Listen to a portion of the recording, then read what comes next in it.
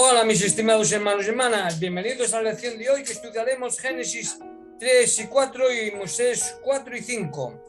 Soy Lolo y estoy contento de estar con vosotros en esta nueva andadura al comienzo de este nuevo año 2022, en esta nuestra tercera clase, en la cual el tema principal de la lección es la caída de Adán y Eva. Y el himno que me ha sugerido en la clase de hoy es Israel, Jesús os llama. Bien, antes de nada quiero dar la enhorabuena a la hija del primo de mi mujer que le ha tocado ir a la misión. Es una jovencita, ha hecho sus papeles y le acaba de llegar el llamado y le ha tocado ir a la isla Trinidad, Puerto España y Tobago. Espero que disfrute de su misión y que sea un buen instrumento en las manos del Señor. Bien, sin más, continuamos con la lección. El relato de Adán y Eva es quizás uno de los más discutidos y uno de los que menos entiende la gente del mundo.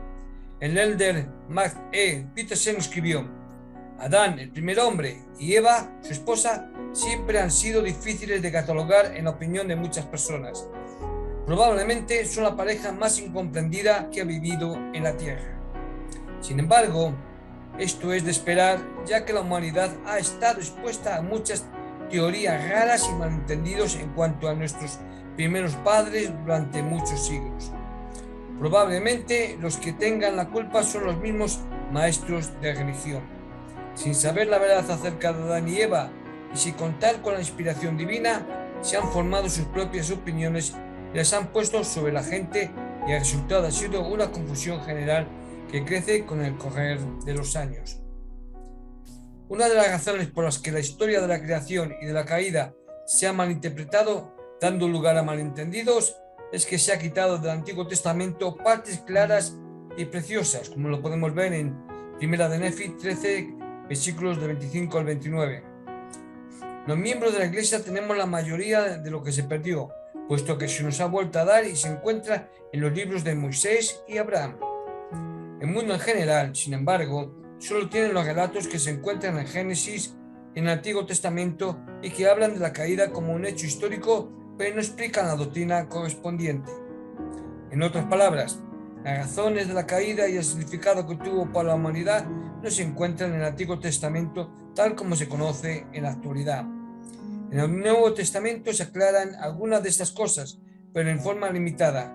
En realidad, en el libro de Mormón es donde encontramos esta doctrina mejor explicada. Como vemos, no es extraño que el mundo tenga ideas equivocadas en cuanto a la caída de Adán y Eva, cuando no tienen a su alcance las escrituras de los últimos días para ayudarles. El propósito de los acontecimientos que se describen en Génesis 3 fue resumido por el profeta Ley cuando dijo: Adán cayó para que los hombres existiesen, y existen los hombres para que tengan gozo. ¿Qué información nos da el libro de Moisés que ya no se encuentra en el relato de Génesis? Vamos a ver. Entre Génesis 3, 24 y Génesis 4, 1, el libro de Mormón añade 15 versículos que contienen los siguientes puntos importantes. 1. Después que se les expulsó del jardín de Edén, Adán y Eva trabajaron juntos para ganarse el sustento propio y el de sus hijos, cultivando la tierra y criando ganado. Eso está en Moisés 5.1. Adán y Eva empezaron a tener hijos cumpliendo así con el mandamiento de multiplicarse y henchir la tierra. Sus hijos se casaron entre sí y empezaron a su vez sus propias familias. Moisés 5, 2 y 3. Esta parte del libro de Moisés aclara un problema que se presenta cuando se lee solamente el relato de Génesis. En Génesis 4, versículos 1 al 2, pareciera que Caín y Abel son los primeros hijos de Adán. Sin embargo, el versículo 17a habla de la esposa de Caín.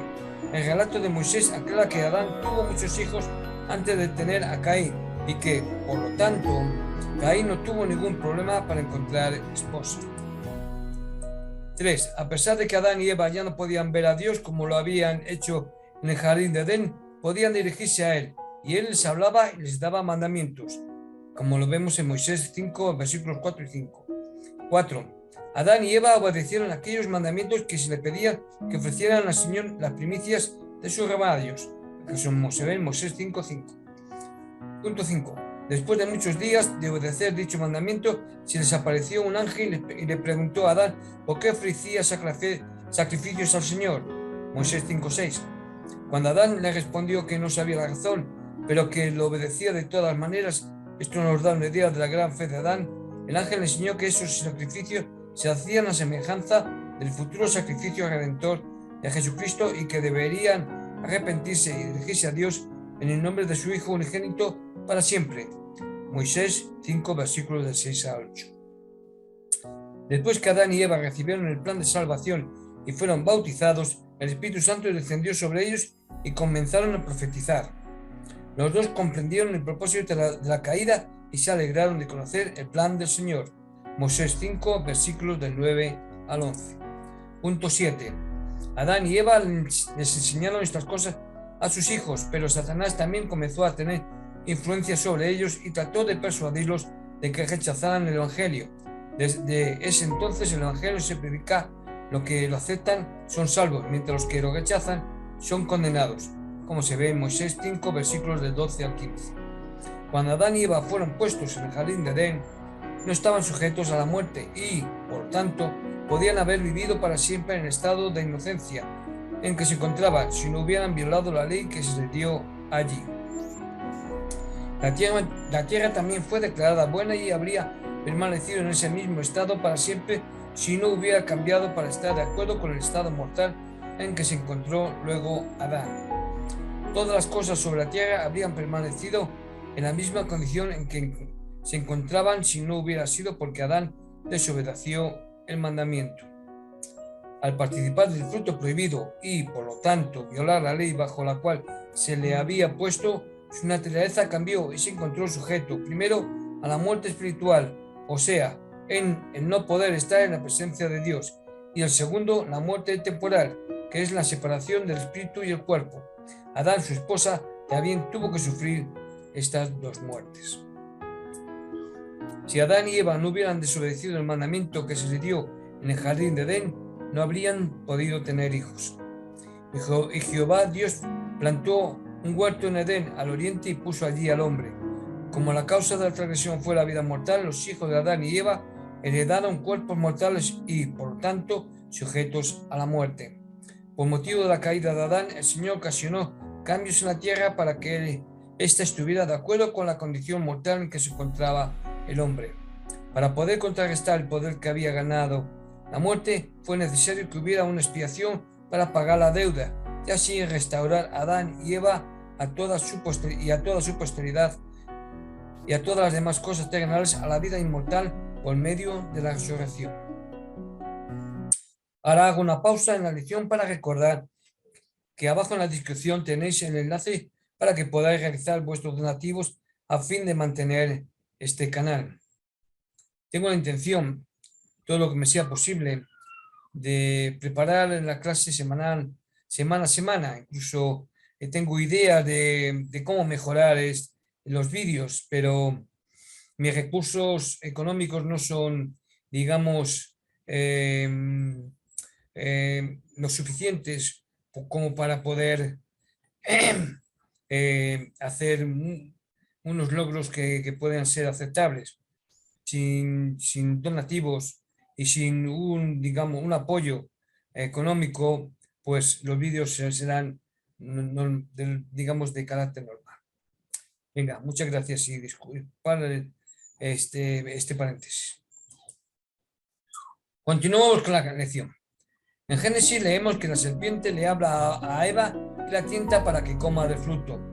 El relato del libro de Moisés es un poco más completo y allí dice que Satanás es el que habla, pero lo hace a través de la serpiente, como lo vemos en Moisés 4, versículos 6 al 7. En muchos otros pasajes de las Escrituras, la serpiente representa a Satanás, como lo vemos en Apocalipsis 12:9, y lo tiene en sus convenios de 76, 28, 84, 72 y 88, 110. Génesis 3:3. Adán y Eva, cuando estaban en el jardín de Edén, no eran mortales, sino comprendían completamente la diferencia entre lo bueno y lo malo.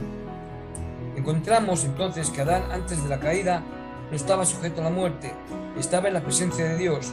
no tenía posteridad, no tenía conocimiento del bien y del mal. Teniendo conocimiento, naturalmente, ya que podían hablar y dialogar, había muchas cosas que se les podía enseñar y que se le enseñaron, pero bajo las condiciones en las que vivían en aquel momento, era imposible que viese o comprendiese el poder del bien y del mal. Estamos refiriendo a Adán. Él no sabía qué cosa era el dolor, ni el pesar, ni miles de cosas más que han venido a nosotros en esta vida y que Adán no conoció en el jardín de Edén, y los cuales no podían entender ni hubieran entendido si hubiesen permanecido allí. Ese era su estado antes de la caída. En Génesis 3, versículos del 4 a 5 nos dice: y seréis como dioses. El diablo, al tentar a Eva, le dijo la verdad al decirle que si comían del árbol de la ciencia del bien y del mal, serían como dioses, pero a la vez le dijo una mentira como siempre lo hace. Él nunca dice la verdad completa. Les dijo que no morirían aunque el Padre les había dicho que morirían. El diablo tenía que mentir para poder conseguir su propósito, pero parte de lo que dijo era verdad. Los ojos de Adán y Eva se abrieron y aprendieron a conocer el bien y el mal, como lo hacen los dioses. Llegaron a ser como Dios en ese sentido, porque esa es una de las características, uno de los atributos particulares de los que llegan a ese estado glorioso, entender la diferencia entre el bien y el mal. Bien, en Génesis 3, versículo 6, nos habla básicamente de por qué comieron del fruto Adán y Eva. Bueno, en el libro de Moisés y en Génesis se dice que Satanás se dirigió solo a Eva, pero las revelaciones modernas dicen que primero se le acercó a Adán y le resistió la tentación. Satanás, sin embargo, pudo tentar a Eva y ella comió del fruto. Sabiendo que serían separados, Adán también comió. El apóstol Pablo también escribió acerca de la caída y dijo en 1 Timoteo 2,14: y Adán no fue engañado, sino que la mujer, siendo engañada, incurrió en transgresión. El líder James E. Thomas explica que Eva, en el propio acto de dejarse vencer por la tentación, cumplió con los propósitos del Señor. Bueno, con el papel que representó en el gran drama de la caída, Eva estaba cumpliendo con los fines previstos de Dios. Sin embargo, no participó del fruto prohibido con tal intención, sino con el propósito de obrar contra el mandamiento divino, pues fue engañada por las sofisterías de Satanás, quien también, en lo que a eso concierne, dio ímpetu a los fines de Dios, tentando a Eva. No obstante, su objeto fue frustrar el plan del Señor. Terminantemente se nos dice que Satanás no conocía el propósito de Dios, por consiguiente intentó destruir el mundo. Sin embargo, su esfuerzo diabólico, lejos de ser el paso inicial hacia una destrucción, contribuyó al plan del progreso eterno del hombre, la parte que Adán representó en el trascendental. El acontecimiento fue esencialmente distinta de la de su esposa. Él no fue engañado, al contrario, deliberadamente se resolvió hacer lo que Eva quería, a fin de llevar a cabo los designios de su creador, con respecto a la raza humana cuyo primer patriarca estaba destinado a ser. En Génesis 3, versículos 6 al 7, nos habla de la transgresión de Adán y Eva. No tuvo nada que ver con las leyes de la castidad y la virtud. Esto es importante, porque mucha gente dice que a raíz de Eva entró el pecado en el mundo, etcétera, etcétera. Bien, vamos a ver qué se nos dice al respecto. Hablando de la transgresión de Adán y Eva, el líder James E. Thomas dijo: voy a aprovechar esta ocasión para proclamar contra las interpretaciones falsas de las Escrituras, adoptadas por ciertas personas y muy de moda en la actualidad, en las cuales se hace referencia de un modo sigiloso y misterioso a que la caída del hombre consistió en ciertas ofensas contra las leyes de la castidad y la virtud. Tal doctrina es una abominación. La raza humana no es nacida de fornicación. Los cuerpos que hemos recibido nos son dados de la manera que Dios dispuso. Nuestros primeros padres fueron puros y nobles, y cuando pasemos al otro lado del velo, quizás conoceremos algo de ese estado elevado, más de lo que sabemos ahora. Génesis 3:15. ¿Cuál es el significado de la maldición que se le dio a Satanás? Puesto que Satanás no tiene cuerpo y por lo tanto no tiene hijos propios, sus descendientes son los que lo siguen, tanto en el el tercio de los espíritus que lo siguieron en su estado premortal, como los que se dejan engañar en su estado mortal, hasta que caen bajo su poder. La simiente de la mujer se refiere a Jesucristo, el cual fue el único mortal que tuvo una madre terrenal y un padre celestial. El presidente Joseph Fielding Smith, refiriéndose a lo que escribió Pablo acerca de los miembros de la Iglesia romana, dijo: casi al final de su epístola a los romanos, él dijo: y el Dios de paz aplastará en breve a Satanás bajo vuestros pies. La gracia de nuestro Señor Jesucristo sea con vosotros. Esto está en Romanos 16:20. El Dios de paz, que de acuerdo con las Escrituras aplastará a Satanás, es Jesucristo. La última parte del versículo quiere decir que, a pesar de que Satanás, como la serpiente, herirá el calcañar del Salvador, instando a los hombres a que lo crucifiquen y aparentemente destruyéndolo en realidad, la misma expiación dará a Cristo el poder de vencer el poder que Satanás tiene sobre los hombres y de desbaratar los efectos de la caída. Por lo tanto, la simiente de la mujer, Jesucristo, herirá la cabeza de la serpiente, Satanás y su reino, con el mismo calcañar que ha sido herido, el sacrificio expiatorio. Espero que la explicación os haya aclarado bastante. Bien, en Génesis 3, versículo 16, ¿qué le dijo el Señor a Eva? En cuanto a lo que Eva habría de pasar al dar a luz a sus hijos, los traductores de la Biblia a otros idiomas han empleado distintas palabras para describirlo. La palabra en hebreo quiere decir dolor, que la encontramos traducida correctamente en la versión en castellano. Aunque la mujer todavía sufre dolores al dar a luz a sus hijos, hay gozo en la mayoría de los hogares mormones cuando ha de nacer un hijo. Además, el Señor le dijo a la mujer: tu deseo será para tu marido y él se enseñoreará de ti. Pienso que la palabra enseñoreará da una impresión equivocada. Yo prefería usar presidirá, porque describe mejor lo que el esposo debe hacer. Un esposo digno preside en su hogar. Génesis 3, versículos 16 al 19, más o menos dice: ¿fueron Adán y Eva castigados por su transgresión? Podemos imaginarnos la condición en que se hallaban Adán y Eva. Habían sido condenados a sufrir, a tener dificultades y a trabajar. Fueron expulsados de la presencia de Dios y se les había declarado que moriría. En resumen, una situación no muy agradable. Luego sucedió algo muy importante. Se les predicó el Evangelio de Jesucristo. ¿Cuál fue su reacción? Cuando el Señor les explicó que a través de Jesucristo, el Hijo unigénito del Padre, serían redimidos, Adán exclamó: bendito sea el nombre de Dios, pues a causa de mi transgresión se han abierto mis ojos y tendré gozos en esta vida y en la carne de nuevo veré a Dios. Esto está en Moisés 5, versículo 10. ¿Cuál fue la actitud de Eva, su esposa? Ella oyó todas estas cosas y se regocijó, diciendo: de no haber sido por nuestra transgresión, nunca habríamos tenido posteridad, ni hubiéramos conocido jamás el bien ni el mal, ni el gozo de nuestra redención, ni la vida eterna. Esto está en Moisés 5, versículo 11. Por lo tanto, podemos decir que si no podemos lograr ser buenos, a menos que resistamos y venzamos el mal, entonces este tiene que estar presente para que podamos luchar contra él. También podemos sacar en conclusión que la vida mortal se basa en principios verdaderos y que los cambios que ocurrieron después de la transgresión no fueron, en el sentido común de la palabra, castigos que se nos dieron. Todas las cosas que hemos nombrado y que parecen ser castigos, tristezas y problemas, dejan de serlo cuando se examinan mejor estas condiciones. Son en realidad bendiciones. Hemos aprendido a conocer el bien y el mal. Hemos obtenido el poder para apreciar lo bueno, para utilizar nuestro libre albedrío y para poder obtener la redención y la vida eterna. Todas estas cosas se originaron con esta transgresión.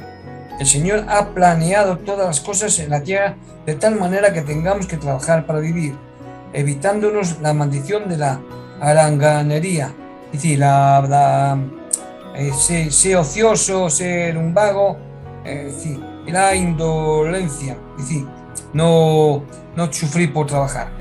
Y a pesar de que el Señor nos condena a morir, la muerte temporal, esta es una de las más grandes bendiciones que tenemos en la tierra, porque nos conduce a la inmortalidad. Nunca podíamos obtener la inmortalidad sin antes morir. Por causa de la transgresión de Adán, la muerte espiritual, expulsión de la presencia del Señor, así como la muerte temporal, fueron dictaminadas sobre él. La muerte espiritual llegó en el momento de la caída y expulsión, y la semilla de la muerte temporal también fue sembrada en aquel mismo momento. Esto es, se produjo un cambio físico en Adán y Eva, y llegaron a ser mortales, para quedar así sujetos a los males de la carne, lo cual originó un decaimiento gradual hacia la vejez y finalmente la separación del espíritu y el cuerpo. En Génesis 4, el versículo 3, más o menos plantea: ¿qué se sabe de Abel, además de lo que dice este pasaje de Escritura? El profeta José Smith nos enseñó acerca de Abel. Vemos en Génesis 4:4 que Abel trajo la primicia del rebaño y de su grosura, y que el Señor miró con agrado a Abel y su ofrenda. Además, por la fe de Abel, ofreció a Dios más excelente sacrificio que a Caín, por lo cual alcanzó testimonio de que era justo, dando a Dios testimonio de sus ofrendas. Y muerto aún habla por ella. Esto está en Hebreos 11:4. Porque magnificó el sacerdocio le fue conferido y murió hombre justo.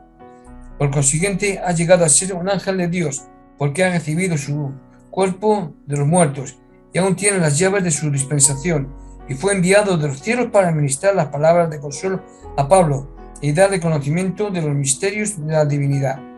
De no ser así el caso, quisiera preguntar, ¿cómo es que Pablo sabía tanto acerca de Abel y por qué hace mención de que habló después de muerto? De manera que para haber hablado después de muerto, debe haber sido enviado de los cielos para ejercer su ministerio.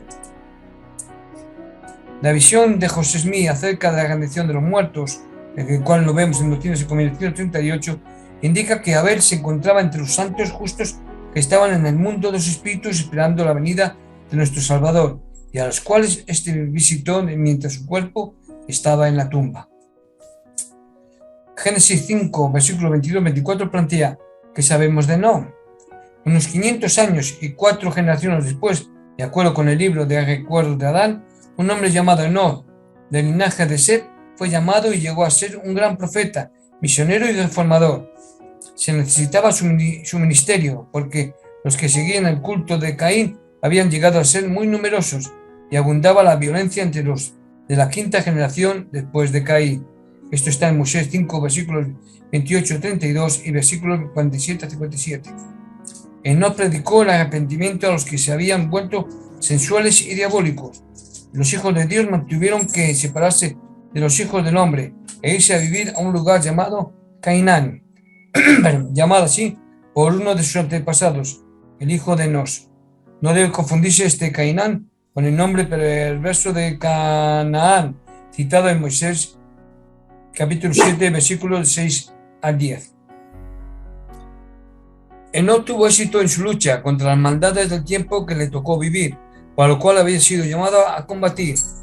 Esto se ve en Moisés 6, versículos 27 a 29.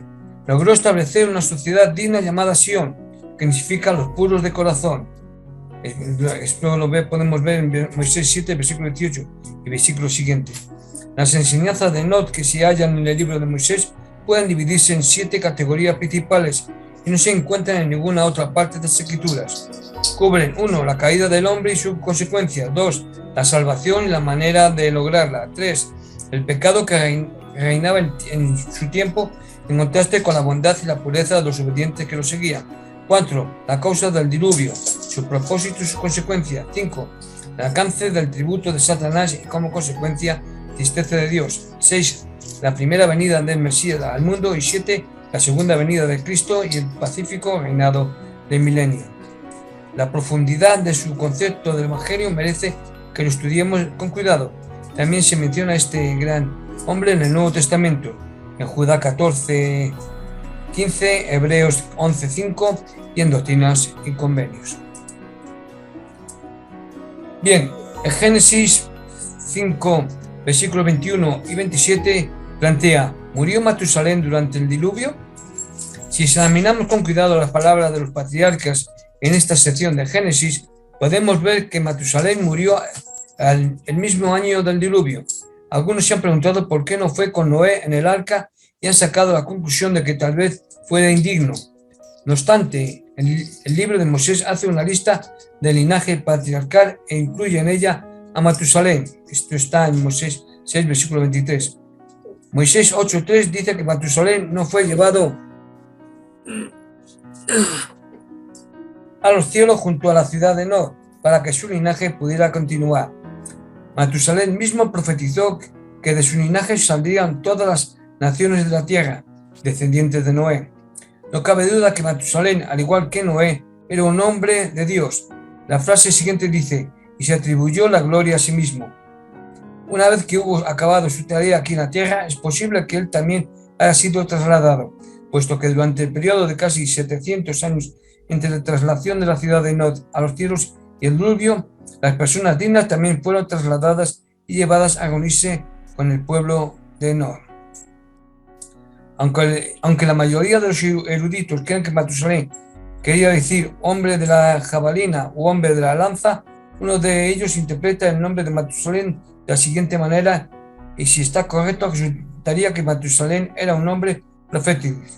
Matusalén vivió hasta el año del diluvio, y su nombre parece haber profetizado acerca de este acontecimiento. Matu, muere, y Salat, salen, lo enviará. Es como si Dios hubiera tratado de enseñarle a los hombres que si enseguida que murieran, Matusalén mandaría el diluvio para ahogar a un mundo pervertido. Si esto puede interpretarse de esta manera, vemos que aún el nombre de este patriarca contenía una delicada advertencia. Moisés, capítulo 5, versículo 13 dice, no le creáis. Satanás mandó a los hijos de Adán y Eva que no creyeran que eran hijos de Dios. El presidente Boyka Parker del cuerno de los 12 apóstoles enseñó, no se ha revelado ideal para sublime que la verdad divina de que somos hijos de Dios y que somos diferentes por la virtud de nuestra creación de todas las demás criaturas vivientes. Ninguna idea ha destruido más la felicidad, ninguna filosofía ha ocasionado más dolor, más aflicción y más daño, ninguna idea ha hecho más para destruir la familia que la idea de que no somos progenie de Dios, solo animales avanzados, compelidos a ceder a todo deseo carnal. En Moisés 5, versículo 23 se plantea, y tú, Caín, te enseñorearás de él, de Satanás. La declaración, esto básicamente lo hemos visto antes, la declaración del Señor de que se halla en Moisés 5, 23 y que indica que Caín se enseñorearía de Satanás, debe comprenderse en el contexto del plan de salvación. El profeta José enseñó lo siguiente, todos los seres que tienen cuerpo poseen potestad sobre los que no lo tienen. Cuando los espíritus hayan venido a este mundo para recibir sus tabernáculos y entonces mueran y se levanten de nuevo, tendrán dominio sobre los espíritus que no recibieron cuerpos o que no guardaron su primer estado, como el diablo. De ese modo, Caín, a pesar de su pecado y de su gran iniquidad, al final se enseñoreará de Satanás o tendrá mayor poder que él, debido a que Caín guardó su primer estado en la vida terrenal y recibió un cuerpo físico de acuerdo con el plan del Padre Celestial. Y el último punto a tratar antes de terminar la clase es Moisés capítulo 5, el versículo 36 a 41, el cual trata sobre la diferencia entre la marca y la maldición sobre Caín. Es un punto importante porque crea también malentendidos. ¿De acuerdo? La marca que se puso sobre Caín no era lo mismo que la maldición que recibió. Caín fue maldecido como consecuencia de su iniquidad. La maldición incluía ser desterrado de la presencia del Señor. Véase también Moisés 5, capítulos 36, 39 y 41, es lo que estamos hablando. La marca era una señal o un recordatorio de la maldición y servía para distinguirlo como aquel que había sido maldecido por el Señor. Se puso la marca sobre Caín para que nadie que lo encontrase lo matara. Mis estimados hermanos y hermanas, sigo teniendo aquí se llama Cholito, Yo testifico de la verdad. Adán y Eva si fueran expulsados del jardín de Edén, y gracias a ello nosotros tenemos cuerpos y tenemos la oportunidad de ser probados si somos merecedores de lograr la exaltación. La vida eterna ya automáticamente sabéis que la tenemos ganada gracias al sacrificio expiatorio de nuestro hermano mayor Jesucristo, pero la exaltación hay que ganársela. Y como bien sabéis, porque lo digo, para ello la exaltación se consigue, hay que casarse y hay que hacer la obra de historia familiar. Mis hermanos y hermanas, que el sacrificio de nuestro hermano mayor Jesucristo no haya sido en vano. Y que también el tener que romper el primer mandato que se le dio de no comer del fruto del bien y del mal no haya quedado tampoco en saco roto. Eva comió sabiendo las consecuencias. Y Adán, como hemos visto y he dicho antes, comió sabiendo lo que iba a hacer. Porque si quería estar con Eva y tener progenie, tenía que comer del fruto que Eva le dio. Y así juntos poder lograr también, junto con el sacrificio de Jesucristo, la exaltación y la vida eterna. Esto os testifico y digo, mis estimados hermanas, al terminar esta clase de esta semana. En el nombre de Jesucristo. Amén.